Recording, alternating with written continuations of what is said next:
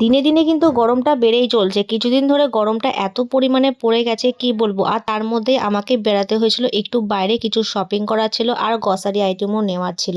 তো বাইরে বেড়ানোর একদমই ইচ্ছা ছিল না। চোখ মুখের অবস্থা দেখেই বুঝতে পারছো কিছুদিন ধরে এত মানে ঝামেলা আর এত অশান্তি গেছে মানে নিজের উপর দিয়ে। নিজেরও শরীরটা অতটা পরিমাণে ভালো ছিল না। চলে এসেছিলাম বিশালে। বিশালে নিয়েছিলাম কিছু গ্রসারি আইটেম নেওয়ার জন্যই ঢোকা।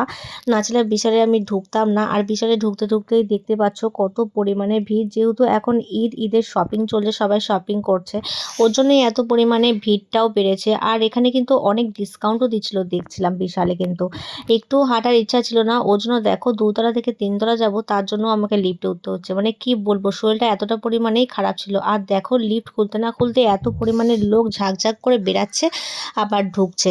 তারপরে গিয়েই প্রথমে নিয়ে নিয়েছিলাম, কালকে যেহেতু বিরিয়ানি বানাবো ওর জন্য ইন্ডিয়া গেটের একটা চাল। সে আলাদা করে আমি অন্য চালগুলোও দেখছিলাম যে আরও কোনো ভালো চাল আছে কিনা। দেখলাম না এটাই বেস্ট। তারপরে নিয়ে নিয়েছিলাম কিছু সস নেওয়ার ছিল যেগুলো বিরিয়ানিতে দেবো।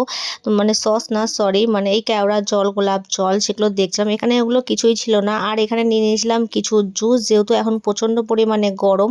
তো ওখান থেকে বেরিয়ে তারপরে চলে এসেছিলাম ঝলঝলিয়াতে, এইখানে একটা দোকানে, যেগুলো ছোটোখাটো জিনিস। এখানে এসেও দেখছো কত পরিমাণে ভিড়। তারপরে নিয়ে নিয়েছিলাম এই কেসারটা, যেটার দাম প্রচুর পরিমাণে ছিল। এইটুকু জিনিসই মানে কি বলবো, এইটা তো মাস্ট দিতেই হবে। তারপরেই চলে গেছিলাম, মানে বাইরে বেরিয়ে চলে এসেছি। এবার যাব বাড়ি। আবার যতক্ষণ বাড়ি না যাচ্ছি ততক্ষণ মনে হয় ভালোই লাগছে না। বাইরেটা এত পরিমাণে গুমসা গরম, চোখ মুখের অবস্থা দেখেই বুঝতে পারছো। মানে কি বলবো, যত দিন যাচ্ছে তত যেন চোখের তলায় কালিটা বেড়েই চলছে। তারপরে চলে এসেছিলাম সোজা বাড়িতে এসে মাকে সব জিনিস দেখাচ্ছিলাম কি কি নিয়েছি।